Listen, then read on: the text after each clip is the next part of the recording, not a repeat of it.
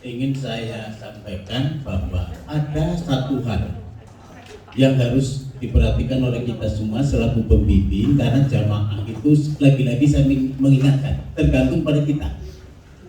Ada ikhram yang disebut ikhram bil istirah. Jadi ikhramnya dengan syarat. Jadi umpamanya tamatu ya niatnya nawaitul umrota wa akhramtu biha lillahi ta'ala in habasani habisun famahilni khair habastan. Itu jadi aku sabut panggilan ya Allah untuk umroh. Jika nanti dalam perjalanan ada suatu halangan yang menghalangi perjalananku, famahilni khair habastan, saya akan tahalul di tempat halangan itu. Kalau jamaah haji ikhramnya dengan seperti ini, ketika tengah jalan dia nggak bisa terus, sakit, ada halangan, sampai ke Mekah langsung masuk rumah sakit, sampai nunggu nanti nggak bisa apa-apa, tahalulnya itu sudah termasuk haji. Itu hebatnya. Nah ini makanya ingin saya sampaikan ini. Coba istirahat itu lanjut. Nah nih yustahabu syai'an yaku. Kalau jamaah haji atau umroh atau khawatir terjadi apa-apa di tengah jalan, dia untuk menyempurnakan sulit nantinya karena ada hambatan. Ini diperintahkan ayush dari ikhram fayakulu inda akti. Itu ikhram bersyarat itu niatnya seperti ini.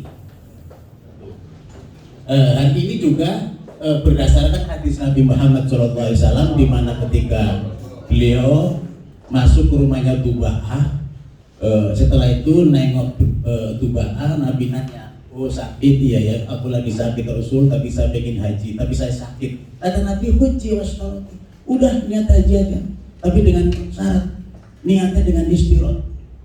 Nah inilah makanya kita ini, kalau jamaah kita ini kan banyak yang sepuh-sepuh, lansia. Begitu di mikot, ajarin ini, ayo ibu, bapak-bapak, niatnya dengan istirahat dibarengi dengan syarat. Umpamanya dia tamatu, rata-rata kita tamatu jamaah itu. Wala nawaitul umrata wa akhramtu biha lillahi ta'ala. Terusin. In habasani habisun famahilni khair habastani. Jadi udah selesai. Kita sebagai pembimbing juga sudah selesai menyampaikan itu. Kalau kita diem aja, kemudian nanti nggak menyelesaikan hajinya, tapi nggak pernah ada penjelasan dari kita, itu panjang. Dia nanti sakit di rumah sakit, dia buka ikhramnya di mana, setelah sembuh juga harus di mana, begitu. Tapi kalau dengan cara ini selesai semuanya. Nah, ini istirahat bil ikhram. Lanjut. Sekalipun ini ya ini di dalam kitab lain saya kutip juga ini, hukmu tahallulil marid. Orang sakit kok mau tahallul, gimana caranya? Dia belum menyelesaikan la yatahallalul muhrim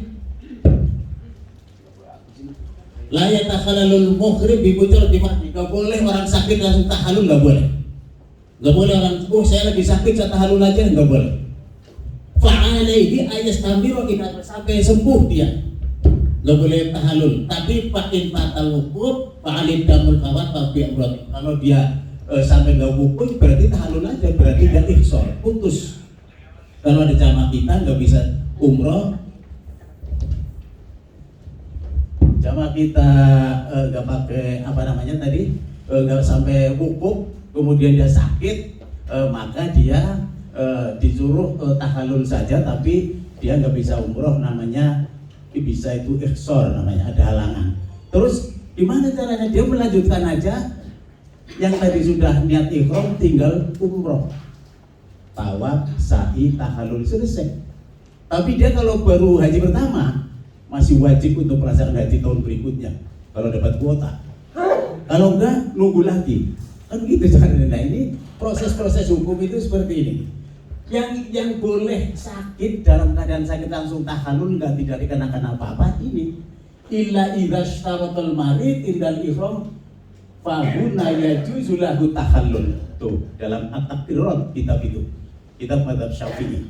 Jadi kecuali orang sakit waktu di mikot, niat ikhramnya itu dengan syarat dia ketika sakit nggak bisa apa-apa lagi, sudah tahallul Tapi kalau saja dia masih terus, kan tadi udah dibuka kain ihromnya karena harus diobati, tapi dia pengen terus lanjut aja pakaiin lagi kain ihromnya, nanti lanjut wukuf dan sebagainya. Tapi ya gak bisa lanjut, semakin lemah dia udah gak bisa apa-apa, selesai sudah tahallul.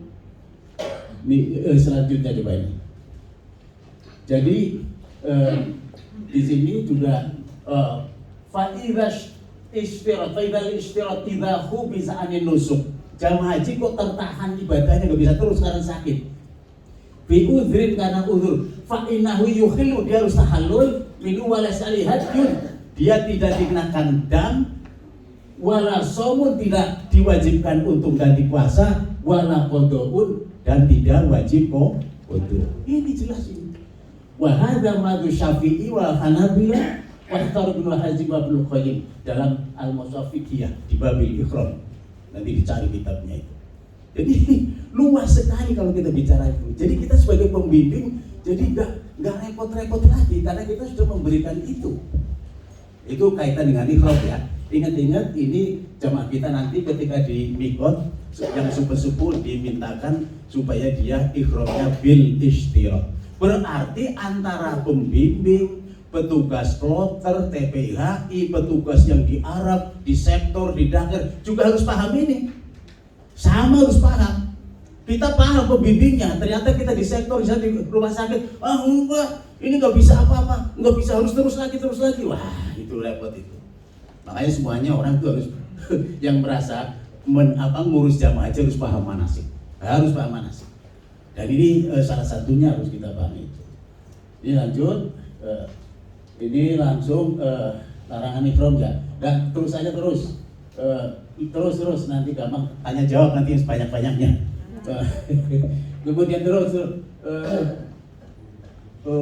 sebelum itu tadi Mas, saya mau sebelum itu balik ke bawah. Saya ingin bicara tentang mumpung kita kan sudah paham ada haji tamatu, haji qiron, haji ifrad. Tamatu itu begini.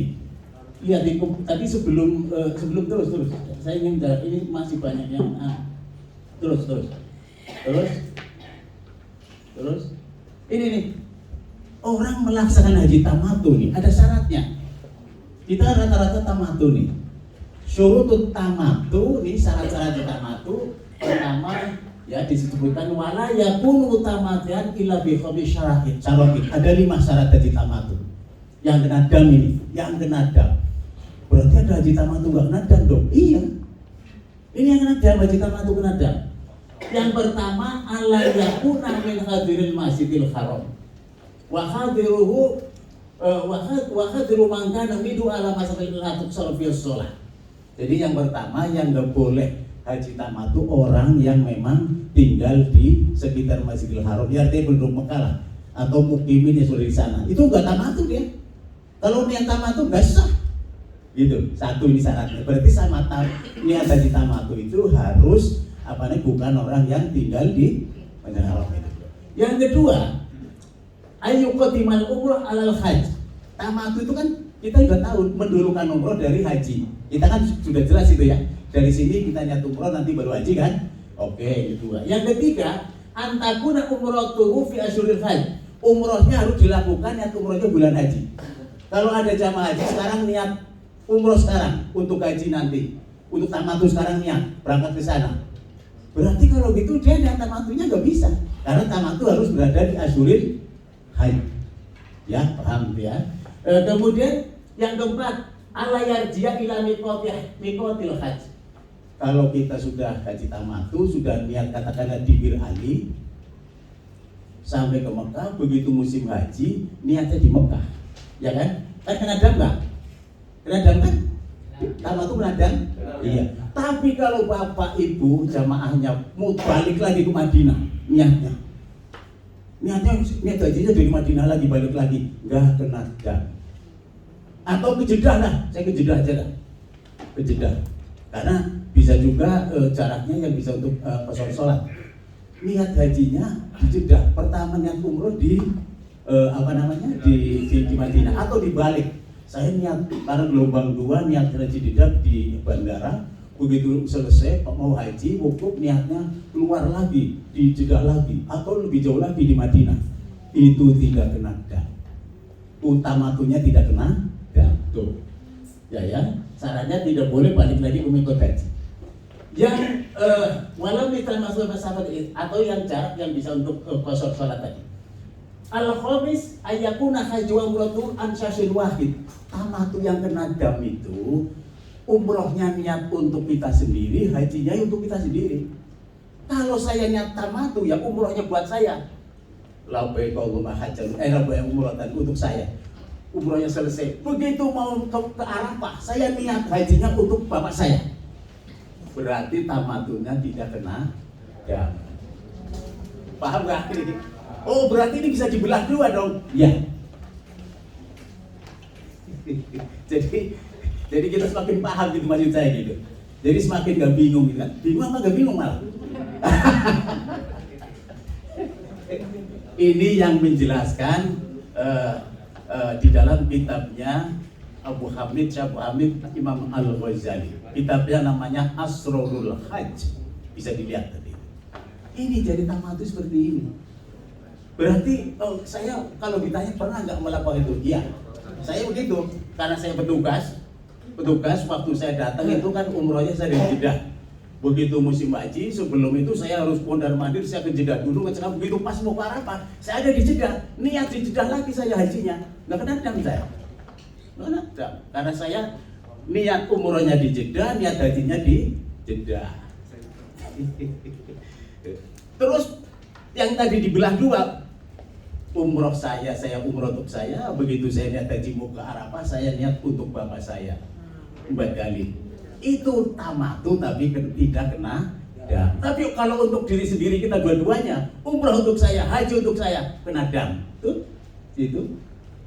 Ayakuna haji umroh an syasin wahid. Syaratnya harus niat haji, niat umrohnya itu untuk kita sendiri yang kena dam. Paham ya kira-kira ya?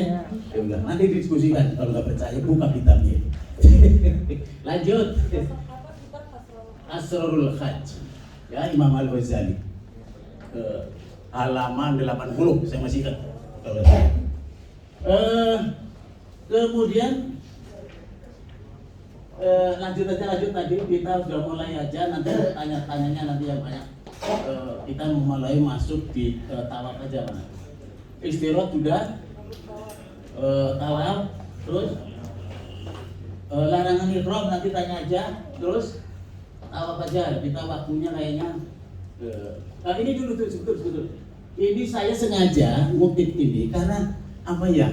Jamaah kita itu malah petugasnya bingung ketika ada jamaah yang melanggar larangan tapi bayarnya itu mut itu berapa, sok itu berapa. Saya kutip ini akhirnya supaya kita itu gampang memberikan itu. Jadi penjelasannya itu dirham itu begini, dinar begini, mut itu berapa, ukuran mut itu nih. Jadi madzhab Hanafi satu mut 812,5 gram. Kemudian sedangkan menurut jumhur ulama 510 gram. Jadi kalau satu puasa katanya kalau orang nggak bisa bayar kifarah, kemudian beli makanan dibagi, nggak juga puasanya satu hari hitungannya satu mut berapa? Nih, satu mut itu nilainya tuh berapa? Yang jumhur ulama ya 580 gram, 510 gram beratnya. Kalau beras itu beras ya, kalau so berapa? So itu menurut jumhur ulama, kita ambil yang jumhur ulama aja. Jumhur ulama itu satu so itu 2,4 kg.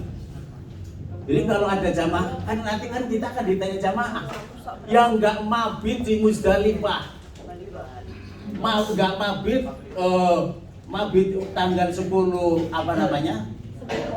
tanggal 10 Dzulhijjah atau hari Nahr tanggal 10 nggak lontar 1 dam kambing.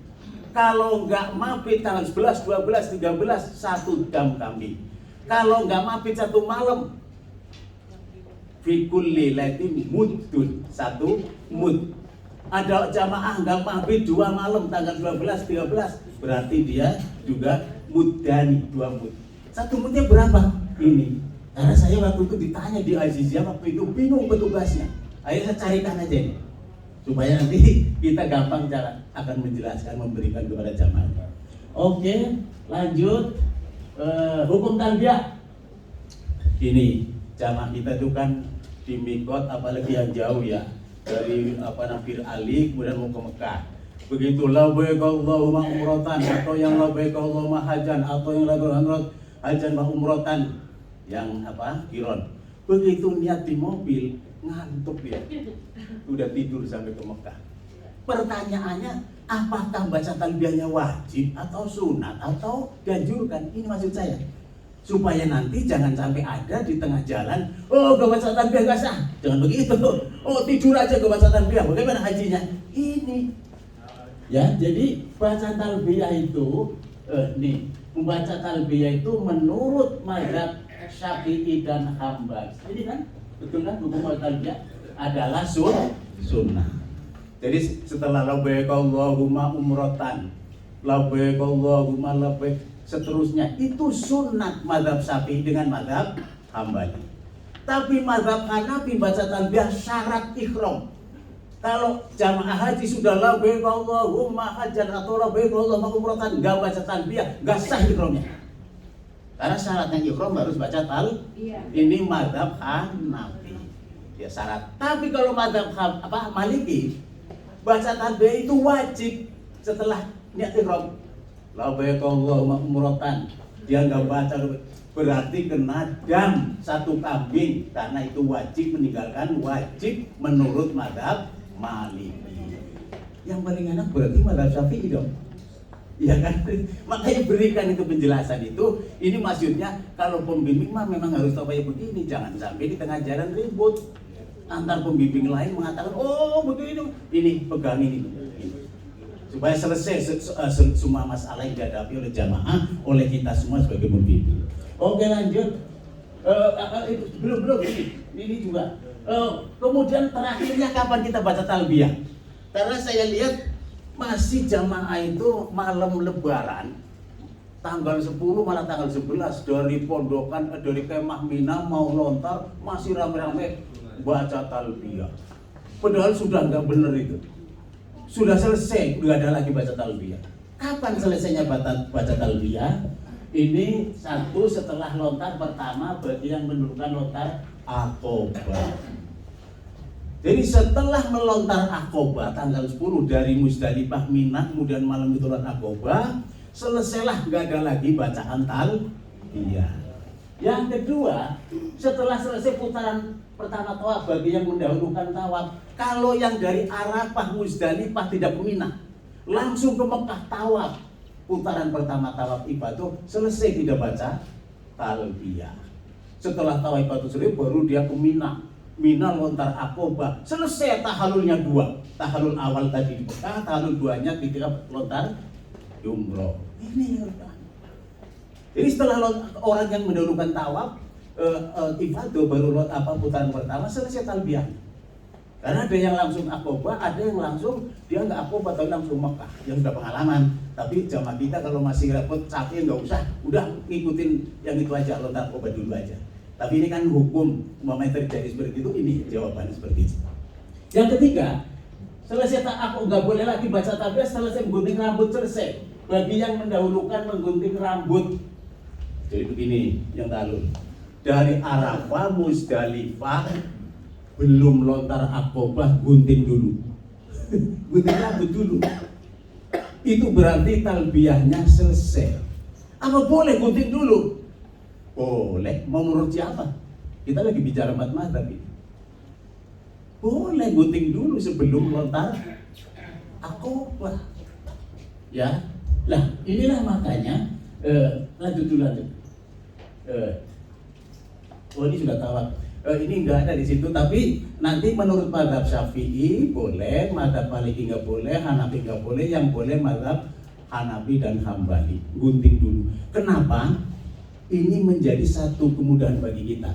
Bapak Ibu, jamaahnya ada di Daftar Mekah yang sakit di BPHI. Saya biasa ngurus itu dulu.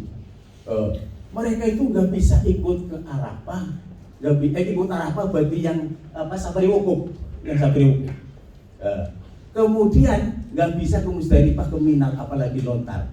Pertanyaannya ketika dari Arafah sudah balik lagi ke KKHI, ya di rumah sakit di Mekah, dia diwakilkan oleh teman-teman kita. Loh, Tuh, Ustaz Ceputin biasa makin itu. Oh, tuh. Apalagi itu Ustaz Zakaria. Apa? Pak Mati. Pak Rahmadi Rozali. Beliau biasa jadi rumus. Itu jamaah yang lagi diwakilkan karena sudah sampai ke Mekah, boleh nggak diomongin dulu aja? Dia belum dilontarkan diwakilkan di sana. Boleh, cukur aja dulu masing-masing. Ini jadi masalah. Saya ngasih tahu. Teman-teman dokter, perawat, para petugas, cukur dulu itu.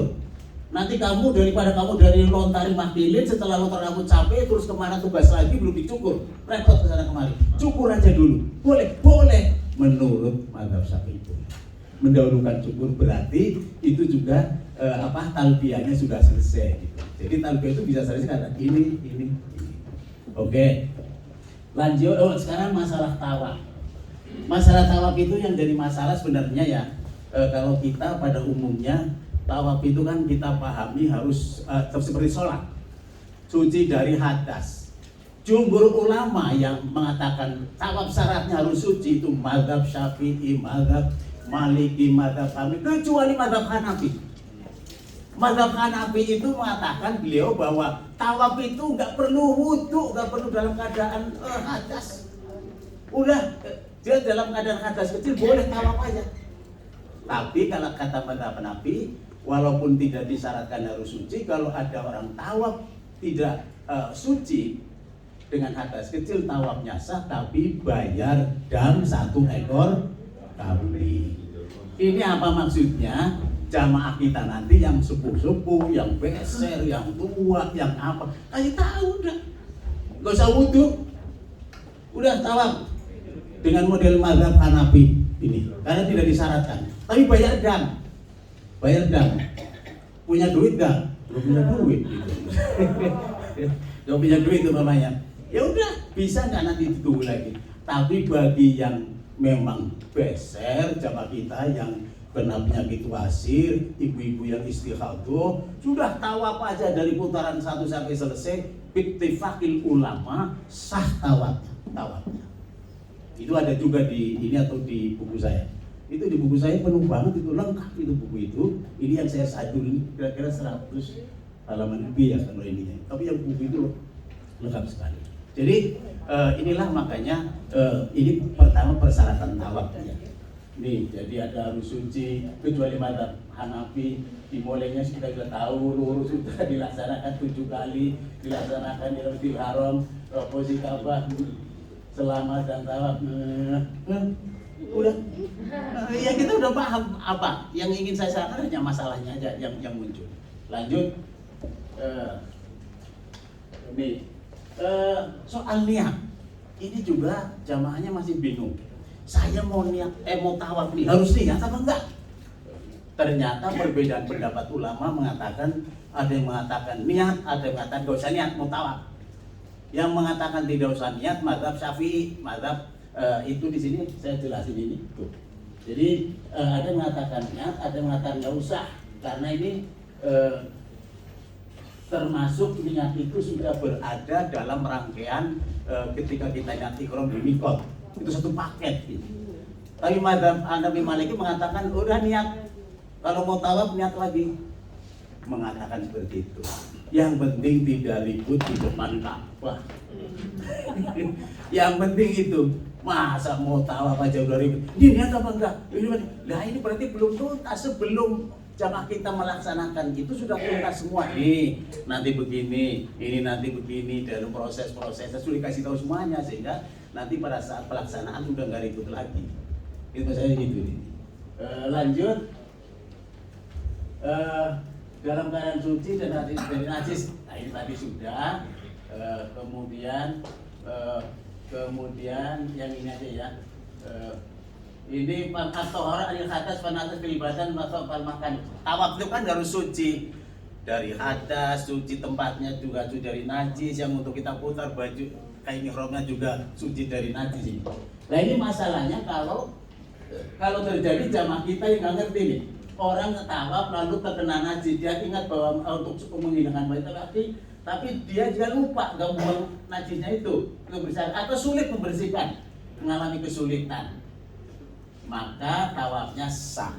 Bahkan Madzhab Hambali menyatakan bagi orang yang tidak mengerti bodoh, ya jamaah kita waktu itu kan tawafnya sah. Penjelasan ada di dalam ini landasannya. Jadi beliau-beliau itu para ulama mengambil kalau orang memang lupa, orang nggak ngerti, ini jamaah kita banyak yang gitu melakukan hal-hal seperti ini.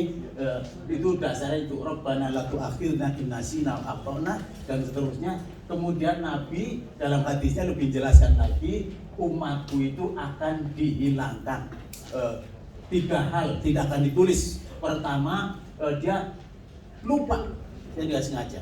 Kemudian dia ada kesalahan yang sengaja, lupa, dan was tubiu alih, yang ditekan, yang dipaksa-paksa. Itu juga tidak dosa gitu. Nah, ini ada landasan supaya dalam menjelaskan kita nanti kepada jamaah kita seperti itu. Kemudian lanjut tawaf bagi jamaah udzur yang tadi saya bilang. Ya, jadi udzur itu bisa walawi yakhruju minul hadas an-naqidil wudu. Jadi yang membatalkan wudu itu namanya udzur kait dengan hadas, keluarnya itu fi ghairi halati sihah, di luar waktu sehat. Karena kalau sakit penyakit itu. Orang itu penyakit. Jadi disebabkan sakit wa istamiru qudwatal hadas min waqtan. Jadi terus setiap waktu keluar layung kinu babtuhu kaman yughali wa khurujul bab. Seperti orang kok ini kencingnya netes mulu, sudah dibersihin kencing lagi beser namanya gitu kan. Nah, awin filatirih itu tentunya datut dulu. Sudah wudu banyak hidut.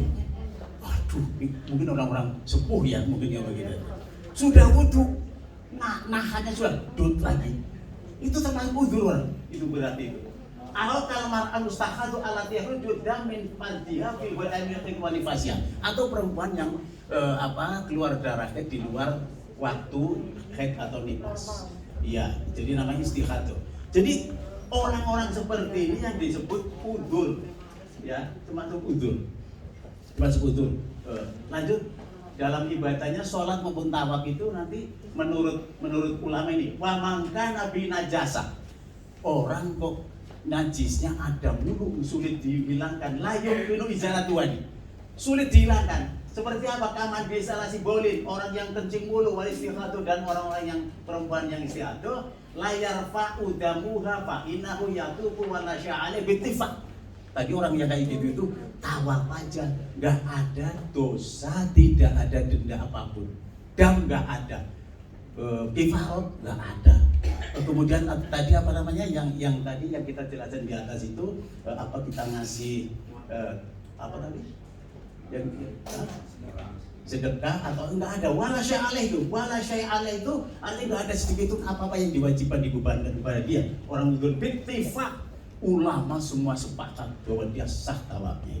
Itu di dalam kitab Fiqhus Sunnah Syekh Said Sabiq halaman 588, bisa dibuka itu di dalam itu. Ya, lanjut. Belum. Bahkan ini ada lagi begini. Jamaah kita sudah 3 putaran tawaf. Kena najis ini, netes kencing. Kena najis. Ini di sini diserahkan bahwa dan ini dirangkit Al-Majmu' Imam Nawawi ngutip pendapatnya Daud bahwa memang betul bahwa tawaf baru suci wajib. Pak Into pamuktisan, tapi kalau ada orang tawaf dalam keadaan hadas sudah 3 putaran 4 putaran aja cukup, nggak masalah. Ilal haid, kecuali orang dalam keadaan haid tidak boleh tawaf. Wa qala Ibnu Hazm mengatakan atau bil bait ala ghatohar jaiz wal nufasa. Ini lebih frontal lagi saya. Kok tawaf aja orang dalam nggak bersih, malah orang nifas pun boleh tawaf, kecuali orang haid yang nggak boleh. Ibnu Hazm. Jadi ini pemahaman kita di dalam memahami beberapa hukum, di mana kita akan memberikan kepada jamaah kita mana menurut jamaah kita. Yang lagi-lagi harus yang didahulukan jamaah itu biasanya yang dipahami pertama kalau memungkinkan yang biasa dilaksanakan dengan mazhab siapa. Kalau tidak mungkin baru intiqalul mazhab. Ya, ini bukan talfek. Yang nama talfek itu milih yang mudah di antara yang lain yang bisa dilaksanakan. Tapi dia pilih yang lebih mudah lagi, namanya talfek. Kalau ini intiqalul madhab. Jadi pindah madhab karena untuk mencarikan solusi, karena tidak bisa kalau dipaksakan seperti itu. Kan kemarin waktu kita ketemu di atas ada yang saya kutip dari Al-Ifsah Masail itu. Ya juzu taqlidu wahidi minal a'immatil arba'ah, ya kan? Terus wa yuqallidu imaman akhar fi masalatin ukhra, kan gitu. Di atas ada itu. Jadi begini maksudnya, jadi bukan talfek ini, menyelesaikan solusi. Ya kalau talfek milih yang mudah-mudah, padahal yang itu masih bisa dilakukan, itu talfek. Lanjut. Sama saya usimin juga masih menjelaskan itu, lanjut aja. Tawaf menyentuh sagarwan. Nah ini juga ya tolonglah ingat-ingat jamaah kita, bapak-bapak, ibu-ibu, para pembimbing. Ada jamaah kita yang masih mumpung dia datang ke sana, tawaf bisa dekat Allah sambil lagi tawaf megang-megang. Ini itu tawafnya nggak sah. Sagarwan itu dinding Ka'bah. Namanya sagarwan itu dinding Ka'bah. Jadi wal yaqafu wa Rasulullah itu min wara'il hijr. Ya Rasulullah sendiri tawafnya di luar Hijr Ismail. Jadi tawaf itu jangan sampai masuk Hijr Ismail dan jangan sampai nyentuh-nyentuh sagarwan fondasi Ka'bah itu. Jadi yang lain juga menjelaskan seperti itu. Nih. Jadi ayyakuna ta'if bi jami badani kharijan anil hajar wa sagarwan. Jadi tawaf itu harus seluruh badannya itu termasuk tangan, harus di luar apa namanya ini pagar dindingnya Ka'bah dan di luar Hijr Ismail. Harus begitu di seluruh badannya. Tuh. Itu malah ini lagi wala yuzi'ut tawaf hatta yatufa hawla jamil bait al-mafi al-qut alladhi taraka minhu fil hijr. Syekh Hamid mengatakan panjangnya seperti itu, ini namanya hijr. Fa in tawafa fil hijr, orang tawaf di dalam Hijr Ismail. Au ala sadarwan min Ka'bah lam yazuzhu. Gak cukup tawafnya berarti. Gak sah itu maksudnya. Nah itu yang harus diingetin jamaah kita itu, harus diingetin betul. Kalau lagi tawaf, nanti kalau sudah selesai tawaf boleh lah, pegang-pegang apa, mau apa, disapu pakai sapu tangan, mau apa itu nanti. Lanjut. Dalam kitab Ahir Salik ini juga begitu, masih menyatakan seperti itu, nggak boleh tawaf nyentuh Hijr Ismail, masuk Hijr Ismail atau dia masuk nyentuh ke sagarwan, nggak boleh. Malah ini penjelasan begitu, tangannya atau bukan tangannya, kalau tangannya sulit kakinya digini-gini. Makanya itu idai ahyana ala syadawun wa bil ukhra lam yasih tawafu, basah tawafnya. Walau tawafa al-zarwan wala masa biyadi, orang tawaf kemudian wala masa tangannya biyadi al-jidar, tembok Ka'bah diusap-usap.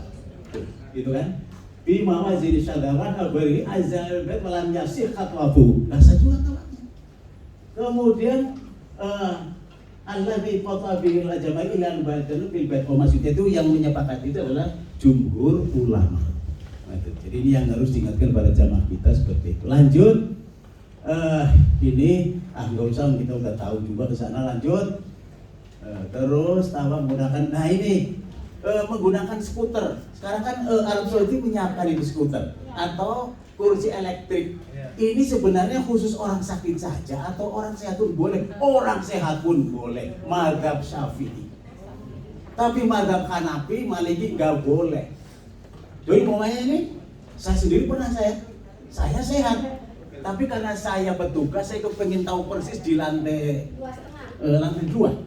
Nah, itu di situ kan harus bayar 100. Saya bayar dulu 100. Saya mau tawaf ibadah. Kemudian setelah itu ditunjukin tuh skuternya. Iya, skuternya. Saya naik tinggal. Karena saya udah baca bahwa mazhab Syafi'i membolehkan orang sehat tawaf itu menggunakan kendaraan. Kalau sekarang kontanya masuk ke situ nggak mungkin. Atau motor atau nggak mungkin. Rasulullah Shallallahu Alaihi Wasallam beliau tawaf itu pernah jalan kaki, beliau juga pernah tawaf naik onta. Malah beliau ini apanya namanya yang untuk jalan tongkatnya. Ketika mau nyium Hajar Aswad, bukan beliau nyium tongkatnya yang ditempelkan ke Hajar Aswad. Ini artinya apa? Ulama kemudian memberikan satu penjelasan pada kita nggak usah ke sana pun pakai itu. Jadi kalau kita pun capek betul mau tawaf, rasanya pengen menggunakan itu seputar jatuh di masalah. Tuh, gitu. Tuh. Wala karahata fit tawaf raqiban min ghairi udhrin alal masyhur inda Syafi'iyah. Tuh. Cuman kurang baik kan, menurut kurang aula kurang baik, tapi sah secara hukum gitu. Wa indal Hanafiyah yang mewajibkan tawaf illa min udhrin hatta. Nah, kalau mazhab Hanafi asal dia punya halangan boleh. Mazhab Hanafi pun mazhab Maliki juga mengatakan gitu. La jaizu tawaf raqiban illa li udhrin. Tuh, kecuali udzur. Yang enggak begitu enggak boleh. Walau tawfazah pan min qudrat al-masyib atau sahih lakin yukra inda Syafi'iyah. Oh, jadi kalau sangat penuh ya di bawah, kita mau tawaf naik ke atas karena penuh banget. Kalau tapi waktu setelah dari Arab, setelah dari Mina kan penuh banget naparawal namanya, atau belum naparawal, boleh naik aja ke atas, naik skuter. Nah, lebih-lebih jamaah kita yang sakit, kalau kita yang sakit ya bisa kita bantu seperti itu. Ini hukum seperti itu. Lanjut, tawaf bagaimana tahke. Nih, ini yang paling kita harus menyelesaikan persoalan ini. Jadi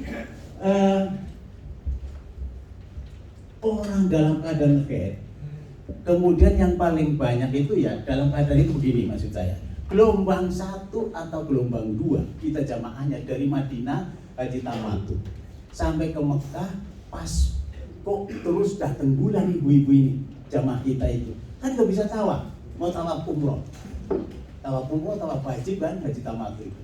Nah, sampai ternyata pas mau tanggal 8 udah berangkat mau haji ya, iya ke Arafah. Berarti kalau terjadi seperti ini, jamaah kita harus diperintahkan, dibimbing untuk pindah niat ihram. Tidak usah pergi ke mikot, di situ aja. Namanya tabdilun niat. Jadi mengganti niat di situ, tadinya tamatu bisa terserah niatnya apa, ifado, ifrod atau qiron. Tetapi pindah niat ke nadam. Kalau tadi tamatu, ya kan, dia sudah tamatu kan, tapi pindah niat berarti dia itu pindah niatnya ke nadam. Kalau dia nanti pindah ke qiron, damnya 2. Qiron damnya 1, pindah niat damnya 1, berarti dam 2. Begitu. Kalau dia hanya pindahnya ke ifrod, haji ifrod kan kena dam nggak? Tidak, tapi dia kena dam karena dia pindah niat tadi tamatu itu begitu. Nah ini bisa terjadi seperti itu. Jadi karena apa? Karena dia mau tawaf nggak bisa. Atau bagaimana nih menurut sini? Karena tawafnya nggak sah. Li anak tawaf yazimuhut toharo seperti sholat. Tapi itu menurut tadi di depan menurut mazhab Syafi'i, Hambali, Maliki. Sementara menurut mazhab Hanafi tadi kan di depan bahwa tawaf tidak perlu suci dari hadas besar hadas kecil. Tapi penyelesaiannya di mana menurut mazhab Hanafi? Kalau Bapak Ibu tadi yang umroh gelombang 1 mau diselesaikan seperti ini, boleh. Tawaf aja udah. Caranya gimana? Mazhab Hanafi, mandi dulu bersih, kemudian dia itu diperintahkan untuk pakai pakaian yang yang menutup aurat semuanya, sudah bersih semuanya, kemudian itunya ditutup pakai setok. Setok apa sotek?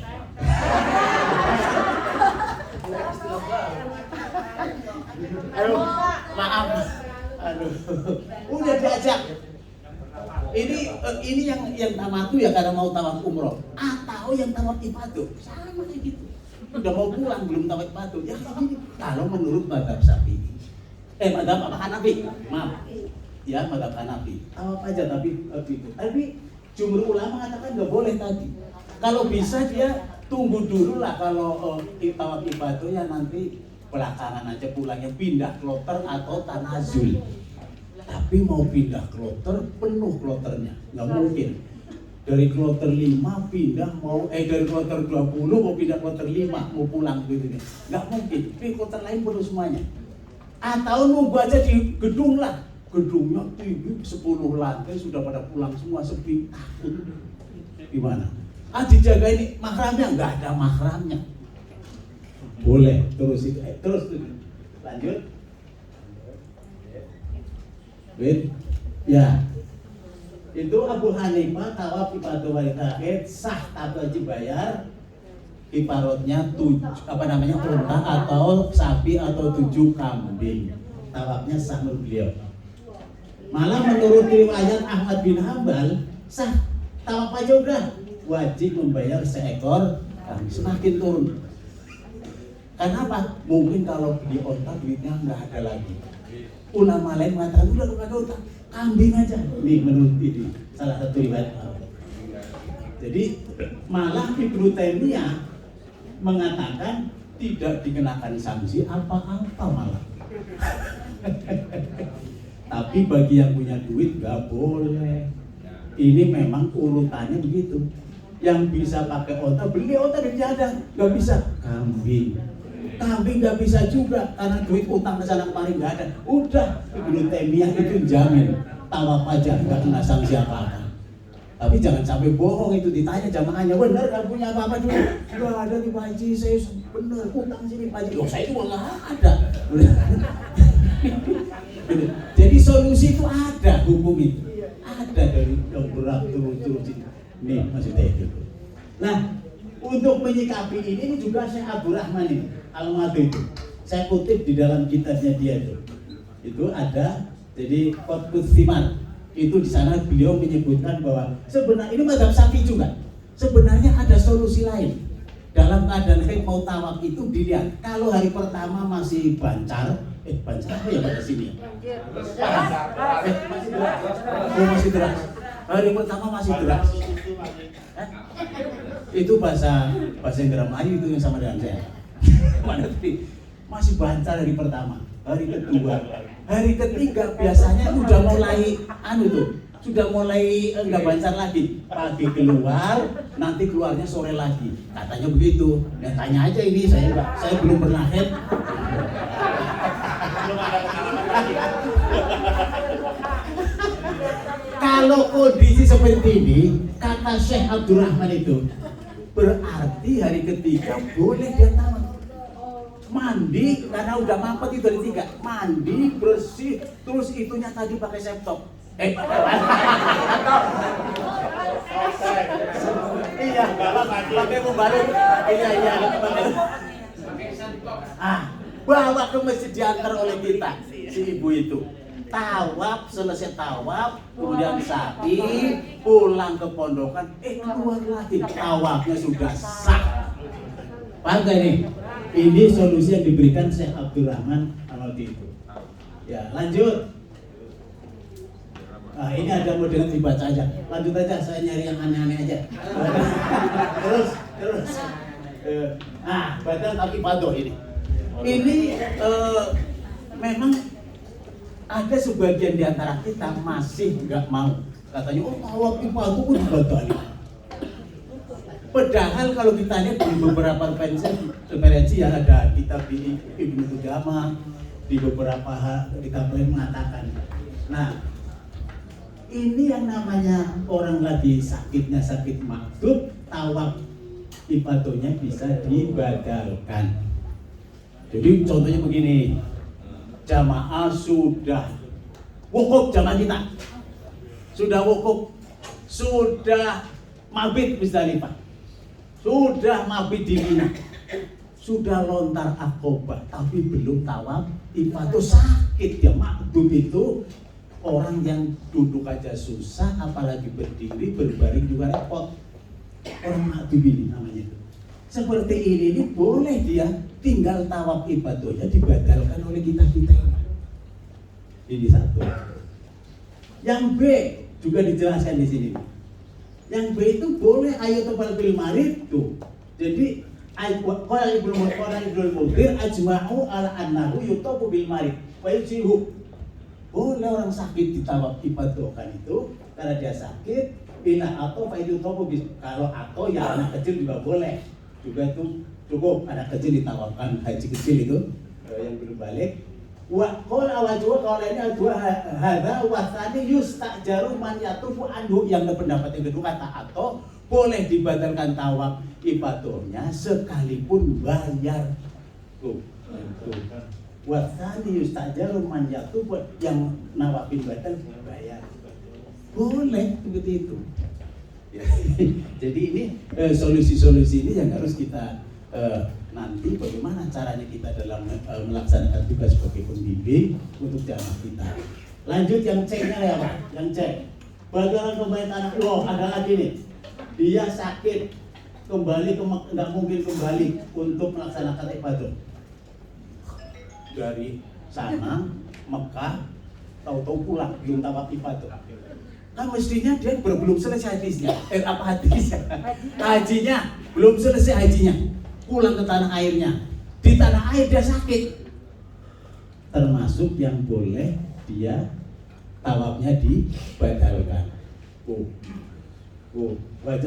Contohnya pernah ada di Mesir, seorang ma'duban, dia sulit sakit berat, fahal yajuz la istani babiana tawaf api wari melukin al-wajib fa aja babi anahu lahu yajuz dzalika alaihi inat iba ila ajaat bi jami' manasik fi ba'dihi aula. Kata ini kitab ini Fatwa Ar-Romli, orang badalin yang seluruhnya aja boleh, kok dari awal masa yang sepotong nggak boleh, begitu kan beliau ini. Itu makanya boleh badalin tadi tawaf ifadah. Nih yang keempat, wanita tiba-tiba belum tawaf ifadah, yang berarti tidak mungkin loh netap di Mekah, maka dapat diwakilkan orang lain sebagai fatwa jadul hak dalam kitab itu. Jadi ada jamaah kita, mungkin dia sudah siap-siap mau pulang, tapi kok belum tawaf. Mobilnya sudah siap mau pulang, dia tahu dari mana gitu, dia kok belum tawaf, putar-putar belanja nggak selesai. Temennya sudah siap, cuma ternyata dia mau pulang, datang itu webnya, tuh kan? Tidak mungkin mau ditinggal, nggak mungkin. Alasannya nggak ada mahram, siapa yang diayai, siapa ini menurut ini boleh nih. Ya kan, ya juzul mar'ai dafaja haid datang tiba-tiba, haid datang qabla tawafil ibadah walam yumkin al-bidbah, kok nggak mungkin dan untuk di Mekah lagi, di Mekah ilah kening ketohi sampai nunggu sampai suci nggak mungkin. Fi ada tawaf al ayatu anha ba'da tawafi an nafsi, bukan wa ayat fi tawaf anda naiban muaddiyan tawaf bi kulli syuruti. Boleh orang yang sudah tawaf untuk sendirinya menggantikan tawafnya dia lagi, boleh. Asal dia dulu tawaf selesaikan baru menggantikan ini, membatal ini. Jadi itu solusi-solusi itu. Lanjut. Mana lagi? Terus?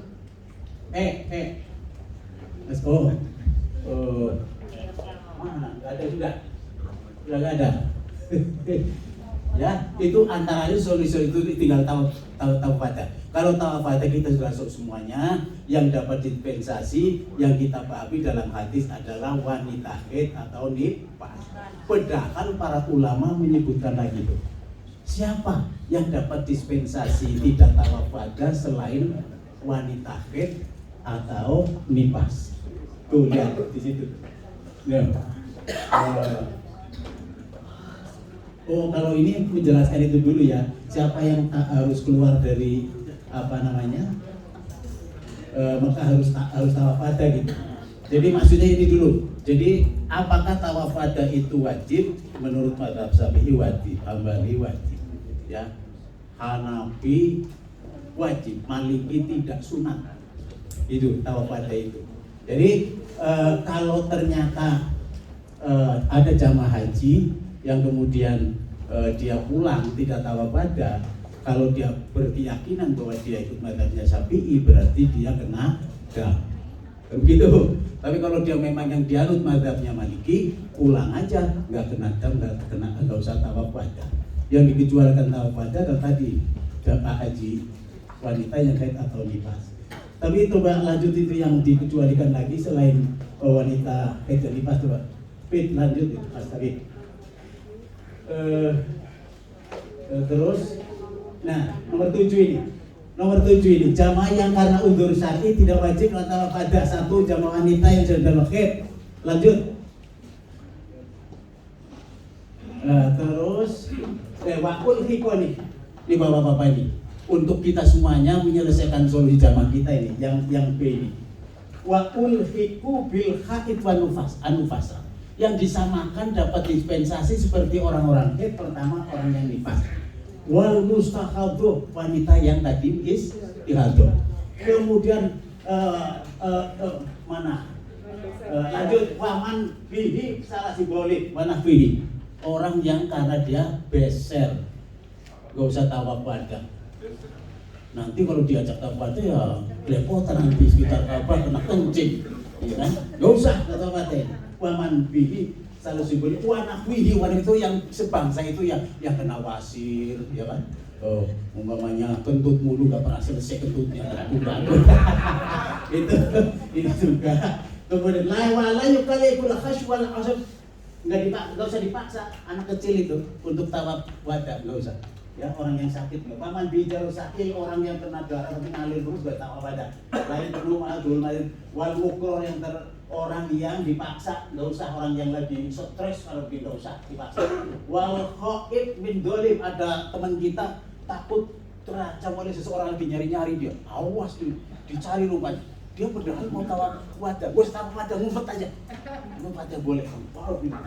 Au fakir batin au ghaib, atau orang yang takut dia tertinggal rombongannya. Jamaah kita itu tadi ada yang kita sudah diumumkan bolak-balik oleh kita, ayo kita pulang sejam lagi mau berangkat ke Jeddah pulang, masih kurang 2. Pulang balik dicari nggak ketemu, kita sudah mau berangkat. Tahu-tahu orang itu nongol habis belanja, sudah tahu pada belum, semua sudah naik mobil, udah nggak usah tahu pada, naik aja berangkat. Kenapa? Ini termasuk udul al-khotir, karena dia takut ketinggalan rombongan, boleh meninggalkan tahu pada. Jadi ini adalah solusi hukum di dalam manasik menurut para mazhab seperti itu, di mana ini dapat menjadi pegangan kita dalam menyelesaikan kalau terjadi kita sudah punya ini senjatanya gitu maksudnya. Kemudian menggabungkan tawaf nih, siapa yang bisa menggabungkan tawaf itu kan bisa karena begini, saya biasanya ini kloter 1 sampai 5 atau sampai 10 sudah diumumkan. Di Mina sudah diumumkan, bapak-bapak kloter 1, kloter 1, kloter 10, embarkasi Jakarta, Surabaya, Jawa Tengah, Makassar, baik. Segera pulang nafar awal. Setelah sampai ke Mekah nafar awal dia langsung tawaf, capek. Kalau mau tawaf besok pulang tawaf pada lagi kan. Akhirnya udah saya tawaf besok aja sebelum pulang.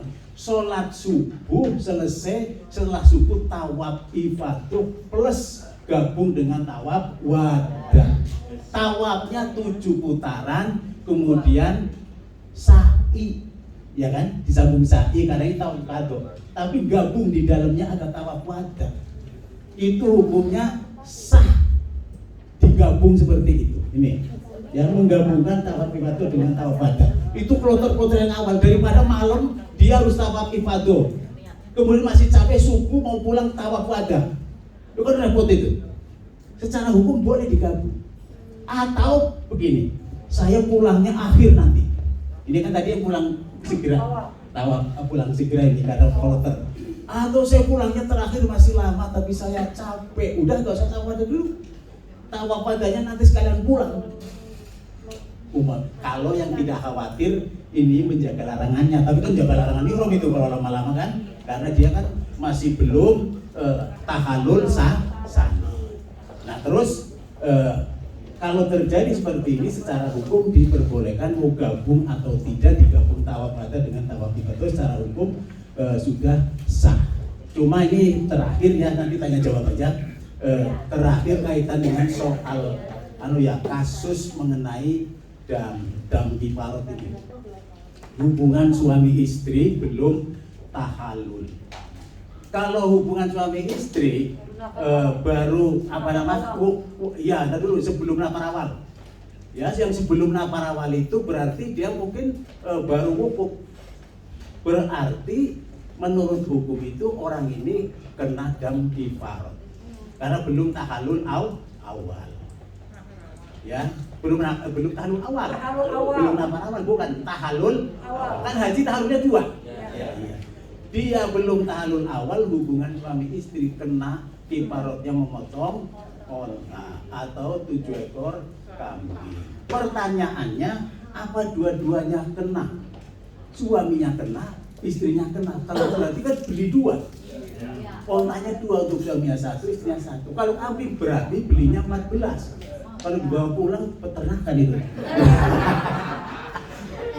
Apa pertanyaannya itu? Ternyata ini ternyata masa buat saya karena belum tahalul awal, dua-duanya kena. Yang tidak mengatakan kena adalah mazhab Syafi'i. Iya. Artinya yang nggak kena dua-duanya maksudnya cukup suaminya saja, ya bukan nggak kena. Kalau mazhab Syafi'i mengatakan dengan Hambali, udah yang kena suaminya saja, istrinya nggak usah. Loh, ditanya lagi, kenapa kok suaminya saja?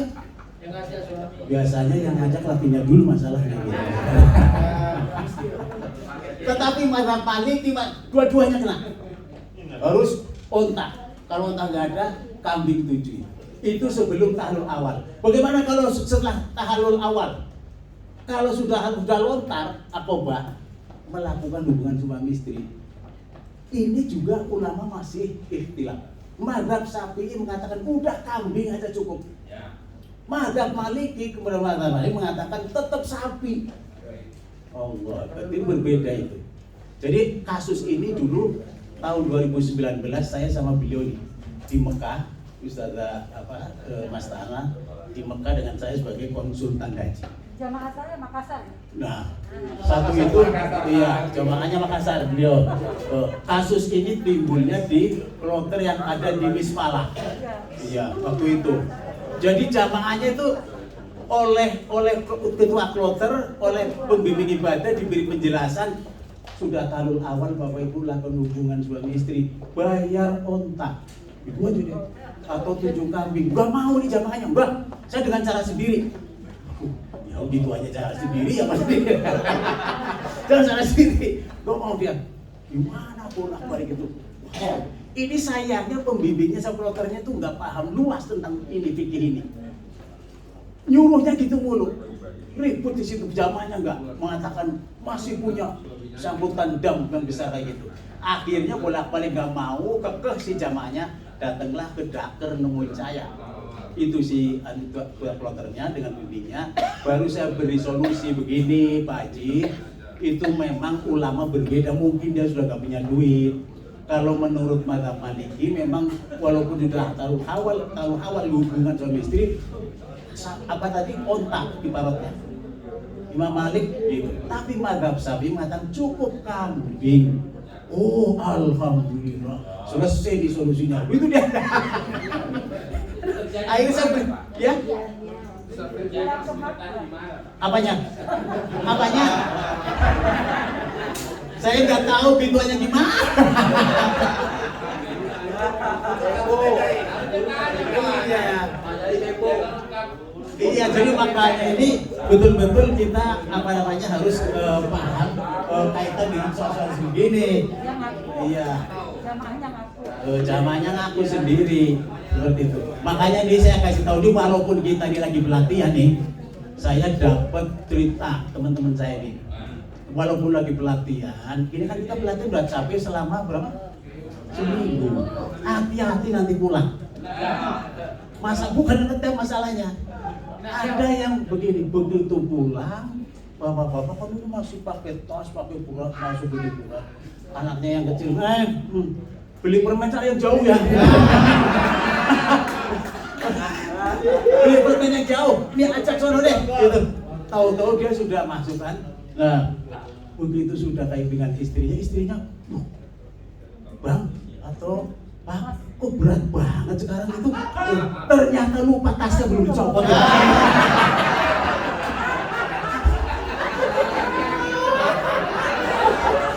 Hati-hati Mas, hati-hati saya ingetin ini.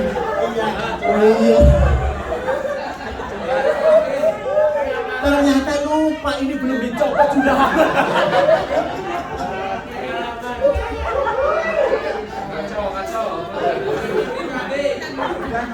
Jadi jangan nyalain itu aja, kita sendiri koreksi ya begitu kan. Nah, itu ya. Oke Bapak, ini nanti kaitan dengan hal saya ingin malah kalau ada umpan balik pertanyaan-pertanyaan ini ayo kita dalami mana yang kira-kira masih perlu kita diskusikan.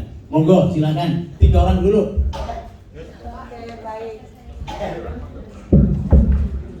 Oke baik, terima kasih Pak Haji Kartono. Memang kalau udah bicara haji, terutama terkait dengan kewanitaan, kewanitaan. Jadi paling seru walaupun beliau tidak mengalami haid. Jadi izin Pak Kartono, saya nambahkan kemarin ada pertanyaan dari teman-teman tentang minum pil dan menunda haid di mulut N atau apa. Ini lagi-lagi mohon maaf Bapak Ibu sekalian, share juga karena tadi Pak Kartono pernah menyampaikan pengalamannya selaku konsultan. Saya juga harus bina selaku konsultan di 2019.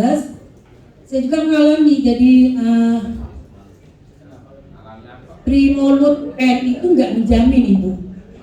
Primolut N itu nggak menjamin. Bahkan dokter saya di sektor itu, berbagai macam obat pun yang paling mahal dari dokter spesialis pun tidak mempengaruhi.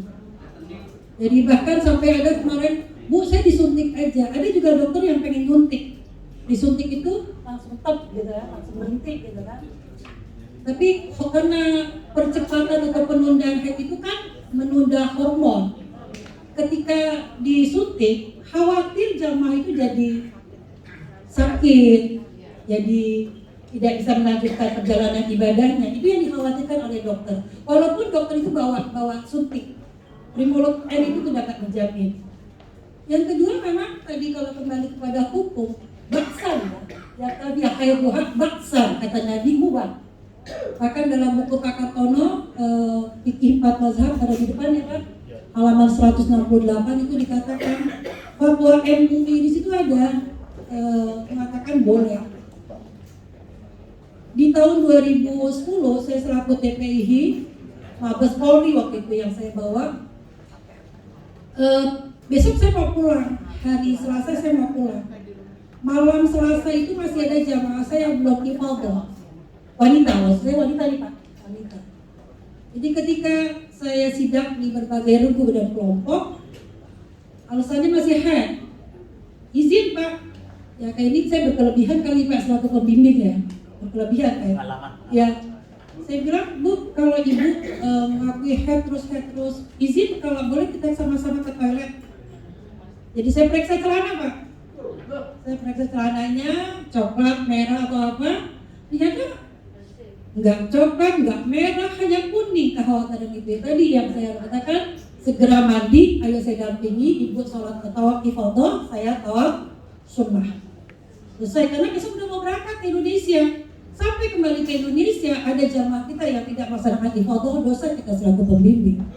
Nah ini yang kayak gini, ini sampai izin kayak perempuan itu, petugas pembimbing perempuan itu, ya. Jadi saya minta izin lagi nih selaku pengalaman direktur itu membuka mengajak beliau ke toilet bareng-bareng. Saya diajak. Bukan? Inginnya beliau.